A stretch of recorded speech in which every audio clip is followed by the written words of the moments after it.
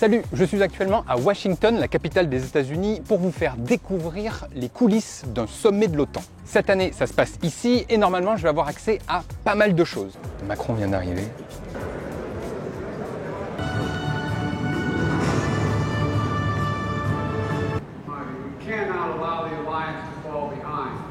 Alors évidemment, là, vous devez vous poser plein de questions du genre pourquoi, qu'est-ce que je fais là, pourquoi je suis trempé, parce qu'il fait très chaud, mais aussi tout simplement qu'est-ce qu'est l'OTAN. Je vais vous expliquer tout ça, mais à différents moments dans la vidéo, parce que je veux pas que l'intro soit trop longue non plus. Juste une info très importante, ce n'est pas un partenariat avec l'OTAN. Je ne suis pas payé par l'OTAN, ni par qui que ce soit d'autre, ce n'est pas une publicité que vous regardez. Je peux dire ce que je veux, comme je veux, et d'ailleurs, mon but n'est pas de dire si l'OTAN c'est bien ou l'OTAN c'est pas bien, mais de comprendre ce que c'est, la place de la France aussi dans tout ça, en toute neutralité. Voilà, maintenant que ça c'est dit, on va pouvoir passer à la suite parce qu'on m'attend au Washington Convention Center. C'est le lieu où vont se réunir les 32 chefs d'État des pays membres de l'OTAN. Mais d'abord, il faut que j'aille mettre une chemise parce qu'ici, c'est de rigueur. Voilà. Le sommet avec tous les chefs d'État avait lieu du 9 au 11 juillet, mais je suis arrivé 2 jours plus tôt pour découvrir en amont les lieux clés du sommet, dont la salle emblématique où vont se réunir les chefs d'État.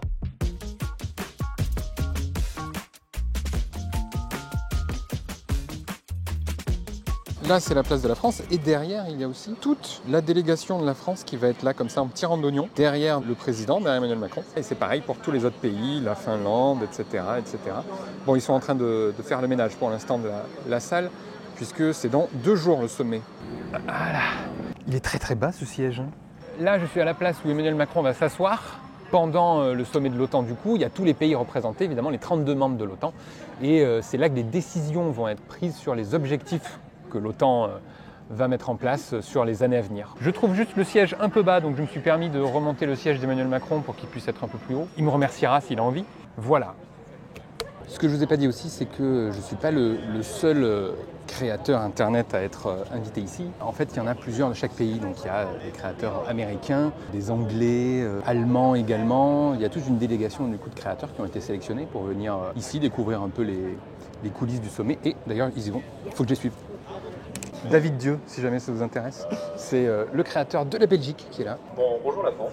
Là, du coup, tu m'entends avec... Oui, je t'entends bien, oui. Et voilà, il y a un petit bouton ici, puis du coup, ça permet aux chefs d'État de se parler entre eux. Voilà, donc là, typiquement, on m'entend partout autour de la table. Dans tous les postes, on m'entend. T'es dans la queue, je crois.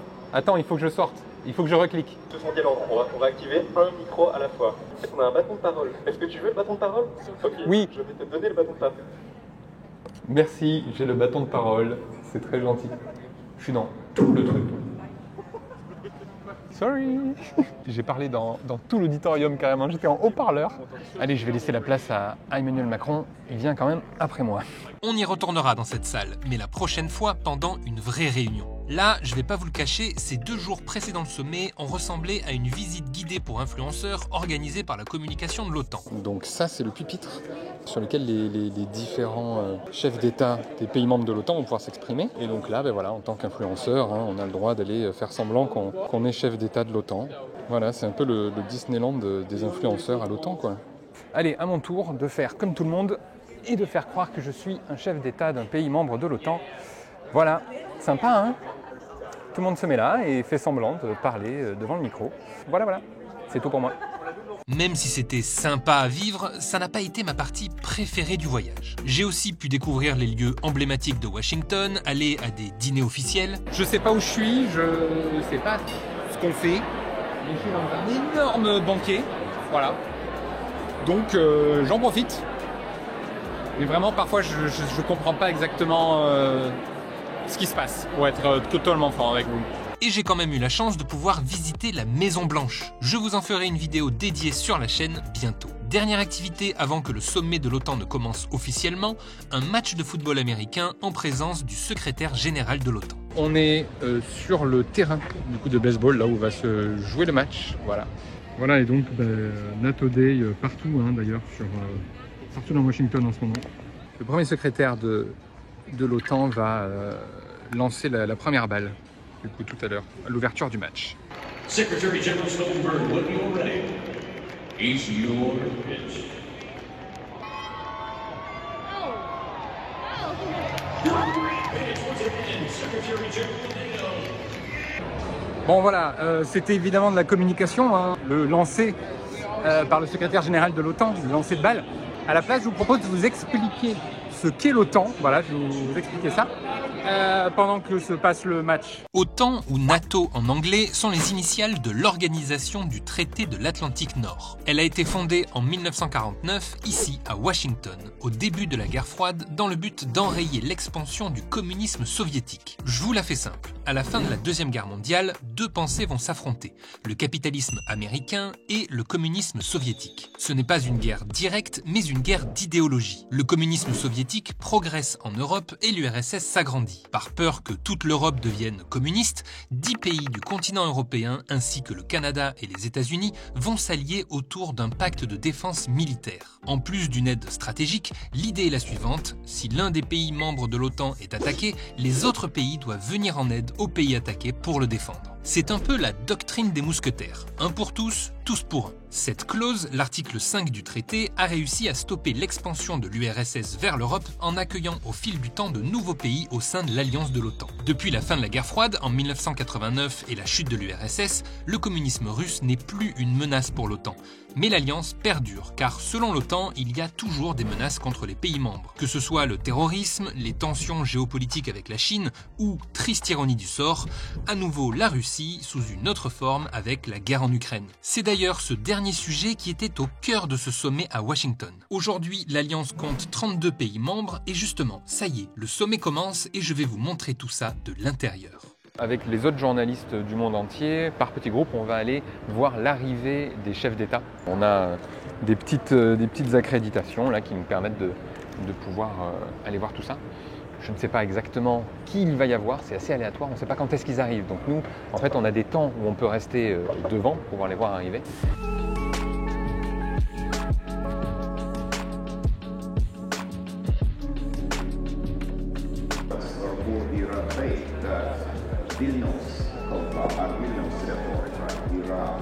À chaque fois qu'ils arrivent, ils peuvent dire un mot du coup à la presse.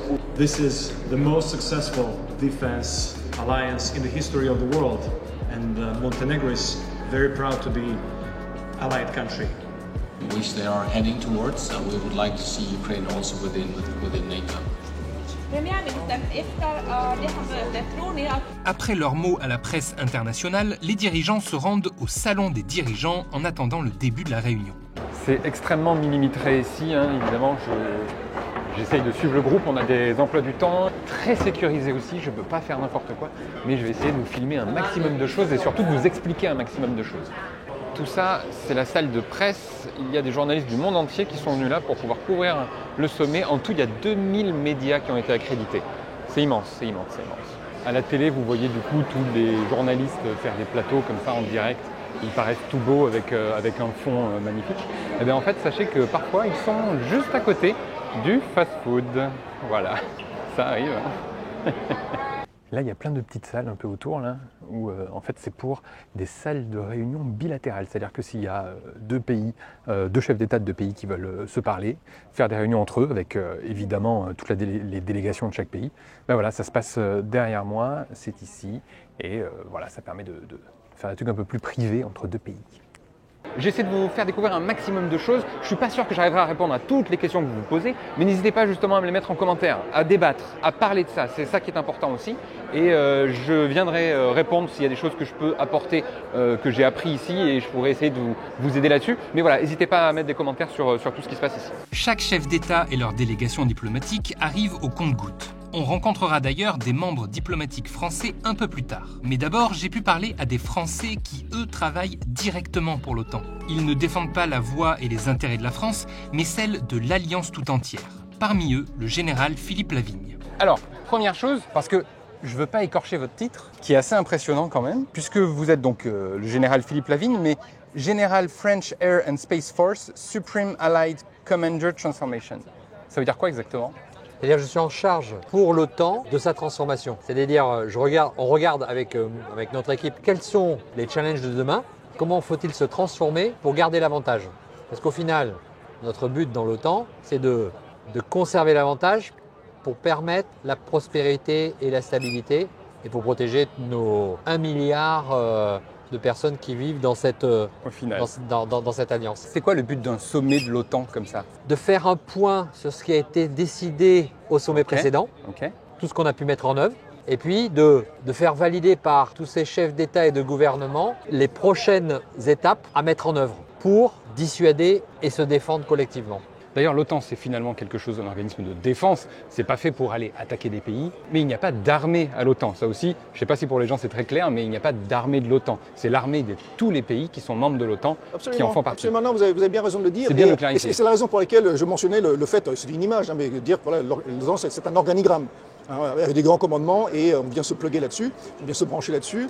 C'est la raison pour laquelle les exercices sont aussi importants pour tester nos procédures, tester la structure, s'assurer que tout le monde comprenne bien un peu son rôle là-dedans, habituer aussi les forces armées à travailler ensemble, tester nos procédures, notre interopérabilité, ça c'est très très important, avec des éléments de plus en plus compliqués liés au cyber, liés au système de communication qui sont assez sophistiqués désormais, enfin de plus en plus sophistiqués. Et quel est l'intérêt pour la France d'être dans l'OTAN, justement, pour les Français qui nous regardent, eux qui se sentent peut-être un peu loin des conflits, des choses comme ça? Je comprends. Je suis un passionné de rugby et pour moi, c'est l'équipe qui nous fait gagner. Ok. Mais là, c'est pareil. Aujourd'hui, notre environnement sécuritaire, il est de plus en plus complexe, de plus en plus difficile. Je ne parle pas que des affaires militaires, mais je parle aussi de la désinformation, de cette capacité à truquer la vérité. Même le plus gros pays, même le plus important pays, ne peut pas tout gérer tout seul. Et donc, il est important de construire une équipe qui va pouvoir assurer cette paix, cette stabilité, cette sécurité. Et vous êtes l'un des 3 généraux avec 5 étoiles. Ça veut dire que vous serez au sommet, à la table du sommet, avec tous les chefs d'État? Oui, je suis avec celui qui est en charge, en relation avec tous les chefs d'état-major des armées des 32 nations. J'ai mon brother in arms, qui lui est le Supreme Allied Commander Europe, c'est-à-dire qu'il s'occupe des opérations, il sera à côté de moi, et donc je suis celui qui s'occupe de la transformation de l'OTAN pour qu'on puisse gagner demain. Et justement, il est temps d'aller retrouver le général Lavigne, les chefs d'État des 32 pays membres de l'OTAN, ainsi que leurs délégations à la table de l'OTAN. Que je vous explique un peu la situation. Donc là, c'était un peu la foire d'empoigne. Il fallait arriver à choper des badges, celui-là, qui nous permettent de passer dans la salle où vont être tous les chefs d'État de l'OTAN. La grande table où ils sont tous autour. Donc là, j'ai réussi à être accrédité pour ça. C'est assez cool. Il y avait toute une histoire de couleurs pour être en face du président qu'on veut voir, du chef d'État qu'on veut voir, etc. etc. Il a fallu que chaque journaliste se mette d'accord pour avoir le podium qui lui intéresse. Donc normalement j'ai la bonne pour pouvoir voir la France, les États-Unis. Ça va être très très bien ce qu'on va voir là.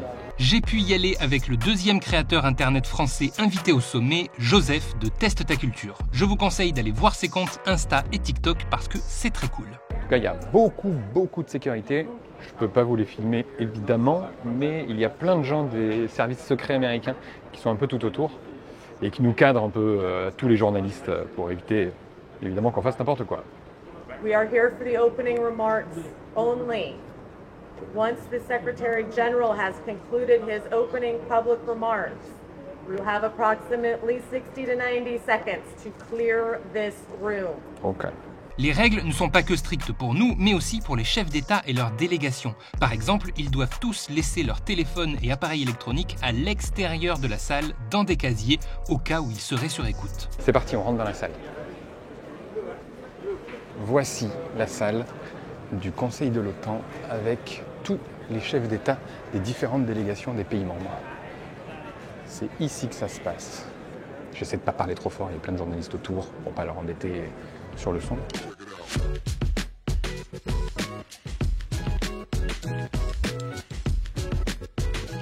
Et voilà, on va pouvoir assister au début de la réunion et après il va falloir partir. On aura 60 secondes pour quitter la pièce. Tous les journalistes. Ça va être tendu.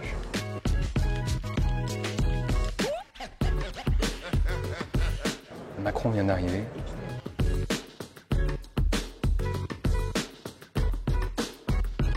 Ça y est, une annonce a été faite. Tous les chefs d'État et leurs délégations doivent s'asseoir. Le sommet va officiellement commencer. Excellence, le secrétaire général de l'OTAN et le président des États-Unis.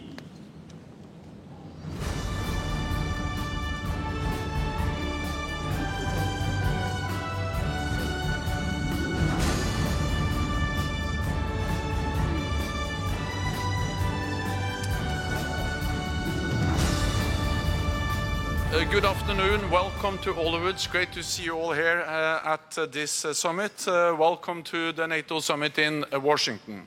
In this first session, we will make decisions for our future security. We will increase our support for Ukraine, and we will reinforce our partnerships in the Indo-Pacific to push against the growing alignment of Russia, China, Iran, and North Korea. Let me now pass the floor to President Biden for his opening statement. So please, Joe, you have the floor.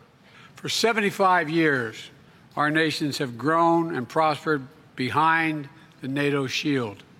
Today, we're stronger than we've ever been. What is next? How can we keep making the shield stronger? We can and will defend every inch of NATO territory, and we'll do it together. So I want to thank you, every NATO member, for your commitment for our shared security. And I will now ask the press to depart so we can get started. Ok, ça y est, le discours est terminé. Maintenant, il faut qu'on bouge très rapidement. On n'a que 60 minutes pour quitter la pièce. Et le reste, évidemment, des discussions va se faire à huis clos, sans les journalistes. C'était incroyable à vivre. Incroyable. On était quand même dans une pièce avec 32 chefs d'État du monde. Incroyable. It was like they have to decide, if we have invaded by aliens or stuff like this. It was very great. It's like the movies, you know? Yeah, exactly like in the movies. Le reste des discussions sont confidentielles et je n'ai évidemment pas pu y assister. Elles servent à fixer un cap commun pour l'OTAN dans les années à venir. Mais l'OTAN, ce n'est pas seulement des réunions entre chefs d'État une fois par an. Plusieurs fois dans l'année, les ministres concernés de chaque pays, donc ministres des Affaires étrangères et des armées, vont se réunir pour définir plus précisément les actions et objectifs de l'OTAN. Et enfin, chaque pays de l'Alliance possède un ambassadeur dédié à l'OTAN qu'on pourrait qualifier de négociateur. Leur but, c'est de défendre le point de vue, les valeurs de la France dans les négociations avec les autres pays. C'est le cas de Muriel Domenac, c'est l'ambassadrice représentant la France à l'OTAN. Il y a une table circulaire où siègent les 32 alliés. Et donc moi, je suis représentante permanente de la France. Ce conseil, il se réunit en permanence, c'est-à-dire tous les jours et le week-end, la nuit si nécessaire, au niveau des ambassadeurs. Il se réunit au niveau des ministres des Affaires étrangères ou de la Défense. Et là, aujourd'hui et demain, il se réunit au niveau des chefs d'État et de gouvernement. Qui, eux, finalement, vont donner les grandes lignes, on va dire. Vous, d'ailleurs, les intérêts que vous défendez de la France, je suppose, ou de l'OTAN en général, c'est aussi en corrélation avec ce que définissent le président, les ministres, etc. Je suppose qu'il y a un dialogue autour de ça et vous prenez des décisions ensemble. Alors, c'est plus qu'en corrélation, c'est en conformité avec les orientations et les directions qui sont prises à Paris. Et donc, moi, je reçois des instructions par note diplomatique. En haut des instructions, il est toujours écrit « Vous êtes instruite en accord avec le ministère des Armées de dire ça et ça et ça. » Voilà. Donc à quoi ça sert d'être ambassadrice de France auprès de l'OTAN? Ça sert à représenter la France autour de la table sur la base des positions définies par nos autorités. Parfois, c'est facile. Tout le monde est d'accord. Là, c'est le Tout le monde est côté d'accord. relevé. Parfois, c'est pas facile et donc il faut avoir un peu de métier, de l'endurance, ce qu'on appelle souvent de la patience stratégique. Il y a 4 postures de négociation pour la France. Il y a des situations où on dit oui. Il y a même des situations où on pousse. Par exemple, aujourd'hui, nous avons poussé de dire que le chemin d'adhésion de l'Ukraine vers l'OTAN doit être irréversible. Irréversible, tout à fait. Il y a des situations où on dit oui, si. Il y a des situations où on dit non, sauf. Et il y a des situations où on dit non. C'est votre rôle, justement, tout ça. Par exemple, quand il s'est agi l'an dernier de développer un bureau de liaison de l'OTAN au Japon, on a dit non, point. Point, ok. Point. Et donc, il n'y en a pas, il n'y en aura pas. On n'a pas repris cette discussion depuis et ça ne changera pas. Donc, 4 postures de négociation. Oui, oui, si, non, sauf. Et non. Et non. Et donc, il arrive qu'on dise non. Et quand un pays dit non, n'importe lequel, c'est non, du coup, c'est un veto pour tout le monde? Alors, on décide par consensus. C'est pour ça que, si vous voulez, quand on est français, dire l'OTAN, il y a une contradiction, quoi. L'OTAN, ça veut dire y compris nous. Quand on n'est pas d'accord, pas pour embêter les gens par principe, mais quand c'est nécessaire, on dit non et donc ça ne bouge pas.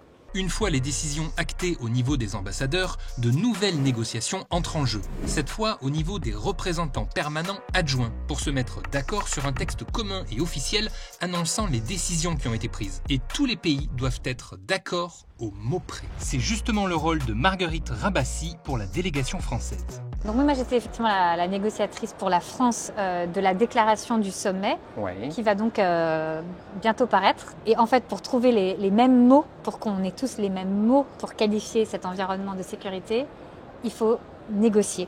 Concrètement, si, admettons, un autre pays n'est pas d'accord parce qu'ils disent « Ah non, moi je veux pas ce mot-là, je préfère autre chose », déjà, on prend nos décisions au consensus. Donc si un pays objecte à un concept, à un mot, eh bien, il ne pourra pas être employé dans notre déclaration collective. Donc l'objectif, c'est d'arriver au consensus. La question que tout le monde se pose, c'est est-ce que les États-Unis ne prennent pas trop de place dans l'OTAN en termes justement de négociations? Est-ce que ce n'est pas eux qui dictent un peu les négociations ou qui dictent le calendrier? N'importe quel pays peut à tout moment interrompre l'accord parce que ça ne lui convient pas. Après, les États-Unis font partie, avec la France d'ailleurs, des fondateurs de l'Alliance. Et la raison d'être de cette alliance de sécurité, c'est la garantie de sécurité américaine pour l'Europe. Mais ça n'empêche pas du tout chaque pays de faire valoir sa propre conception de la sécurité et de la défense. Moi, je peux vraiment citer un exemple où on n'avait pas la même appréciation de défis de sécurité avec mon collègue américain. Mon collègue américain voulait beaucoup faire valoir l'interconnexion de la sécurité de l'Europe et de l'Asie, ce qu'on peut comprendre d'un point de vue géographique pour les États-Unis, mais d'un point de vue français et européen, nous on se soucie avant tout de ce qui affecte la sécurité de notre zone géographique. Mais chaque pays apporte sa propre perspective autour de la table. Concrètement, c'est quoi? C'est une boucle, un échange de mails, quelque chose comme ça? Comment ça se passe? Ah non, c'est en présentiel. Bon, déjà à cause de la confidentialité de la matière traitée. Et puis parce que c'est vrai qu'être tous réunis dans une salle, ça reste la meilleure manière pour s'écouter mutuellement et pour arriver à trouver des terrains d'entente.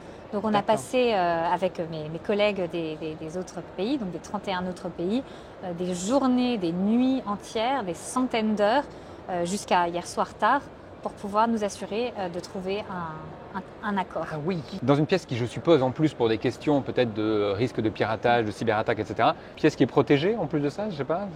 Ah oui, pièce protégée, pas d'accès à nos téléphones portables. D'accord. Donc on prend de notes seulement sur un papier et un crayon, et si quelqu'un a besoin de nous joindre, il doit se rendre personnellement dans la salle. Et en sens inverse, on essaye d'avoir toujours quelqu'un avec nous, même quand c'est tard le soir, même quand c'est le week-end, là dans cette fin de négociation. Parce que si on doit passer un message, téléphoner à nos autorités pour bien comprendre les marges de négociation qu'on a, surtout sur la fin, comme ça on a un messager avec le monde extérieur, et parce que nous-mêmes on est d'une certaine manière enfermés. Voilà. Ouais. C'est incroyable comme principe ça. Et puis en plus, vous savez quand vous rentrez, mais vous ne savez jamais quand vous sortez.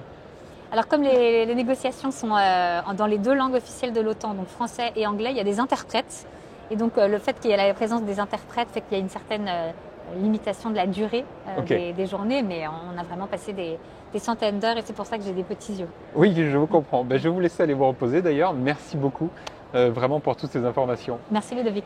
La question que beaucoup se posent, c'est est-ce que l'OTAN peut entraîner la France dans une guerre qu'elle ne veut pas? Par exemple, avec la Russie qui est au cœur des préoccupations de l'OTAN en ce moment. Eh bien, je crois que c'est l'endroit parfait pour poser la question. Parce que les gens aussi ont peur beaucoup que l'OTAN nous entraîne dans une guerre. Est-ce que ça pourrait arriver? Par exemple, une guerre contre la Russie. Parce que l'OTAN, c'est nous. Oui, on en fait partie. Du coup, et donc, il ne peut pas y avoir de conflit sans l'accord de la France. Je donne un exemple. En 2003, lorsque les Américains et d'ailleurs les Britanniques voulaient frapper en Irak parce qu'ils considéraient que l'Irak avait partie liée dans les attaques du 11 septembre et le développement d'armes de destruction massive. Et en fait, on n'avait pas de preuves, la France, mais pas seule, avec l'Allemagne, avec la Belgique et le Luxembourg à l'époque. Moi, j'étais jeune diplomate, je travaillais déjà sur l'OTAN. C'était opposé non seulement à Chirac, un feu vert, absolument, Chirac, au Conseil de sécurité, mais quand les États-Unis n'ont pas eu de feu vert au Conseil de sécurité, ils ont cherché une garantie, disons une caution multilatérale alternative à l'OTAN, et on s'y opposait, et donc on a bloqué, quoi. Voilà. Et du coup, ils ont dû le faire seuls sans l'OTAN. Ils ont dû faire seuls sans l'OTAN, et donc on ne peut pas être entraîné dans un conflit sans notre accord. Point 1. Point 2, qui est important de comprendre, c'est que l'OTAN est une alliance défensive, notamment face à la Russie. Ça veut dire que nos plans, et je ne vais pas entrer dans les détails, ils ne prévoient pas qu'on aille envahir la Russie. C'est la défense. Et d'ailleurs, la Russie le sait. Si vous regardez les forces russes du commandement Nord, donc vous voyez au nord de Saint-Pétersbourg, ces forces, seulement 30% des forces terrestres sont restées. Alors même que avec l'entrée de la Finlande dans l'OTAN, on a doublé la frontière orientale entre la Russie et l'OTAN. Alors ça veut dire quoi? Ça veut dire que la Russie, a besoin de ses forces, de toutes ses forces en Ukraine, et que ce conflit l'épuise. Et deuxième sujet, ça veut dire qu'elle sait très bien qu'elle ne va pas être attaquée. Si elle pensait un instant que l'OTAN la menaçait, elle n'aurait pas retiré 70% de ses forces terrestres autour de Saint-Pétersbourg. Donc ça veut dire qu'elle préfère faire la guerre à l'Ukraine que de se défendre contre une agression dont elle sait très bien qu'elle n'est pas menacée. Et dans le cas où un pays membre de l'OTAN est attaqué, comment les autres membres de l'Alliance doivent-ils répondre? Et l'article 5, le fameux article 5 dont on parle beaucoup sur l'OTAN, c'est-à-dire celui qui définit les règles de quand un pays membre de l'OTAN est attaqué, les autres pays doivent répondre. Ça veut dire qu'ils doivent déclarer la guerre? Ça veut dire qu'ils ne doivent pas déclarer la guerre au pays qui attaque? Comment ça se passe dans les faits? Par les moyens que chacun choisit. D'accord. Les États sont souverains de choisir ce qu'ils veulent faire. Absolument. Et quand vous regardez le libellé, je vous invite à le regarder de super près. C'est un libellé qui montre la détermination à se défendre collectivement et en même temps la souveraineté dans la détermination de la réponse, de l'analyse de la réponse. Tout ça en quelques phrases. En gros, si un pays de l'OTAN est attaqué, les autres membres doivent répondre, mais de la façon qu'ils le souhaitent. Soit en entrant en guerre, soit en envoyant des ressources, ou encore en mettant en place des sanctions économiques contre l'agresseur. Bref, ils se doivent d'agir pour aider le pays agressé, mais chaque pays choisit sa façon de le faire. Durant ce sommet, les chefs d'État ont eu 2 jours pour discuter des sujets stratégiques de sécurité et prendre des décisions collectives. Il en est sorti une déclaration commune de 38 points plus 6 points dédiés à l'aide en Ukraine. Si ça vous intéresse de lire tout ça, je vous mets le lien en description. Ensuite, chaque chef d'État est retourné dans son pays et pour moi aussi, il est temps de rentrer. Voilà, c'est la fin de cette vidéo, j'espère qu'elle vous aura plu. C'était incroyable d'avoir pu découvrir tout ça, d'être rentré dans les coulisses d'un sommet de l'OTAN, d'avoir pu être à la table des chefs d'État, découvrir tout ça, avoir toutes les réponses finalement aux questions qu'on se pose là-dessus. Je rappelle encore une fois que ma vidéo n'est pas pour dire que l'OTAN c'est bien, l'OTAN c'est mal, mais juste informer de ce qu'est l'OTAN, de leur choix, de ce qu'ils font. En tout cas, si cette vidéo vous a plu, n'hésitez pas à la liker, à la partager, abonnez-vous à cette chaîne, c'est important. Et moi, je vous donne rendez-vous un prochain dimanche, 18 h, pour une prochaine vidéo. Salut! Et maintenant, retour en France.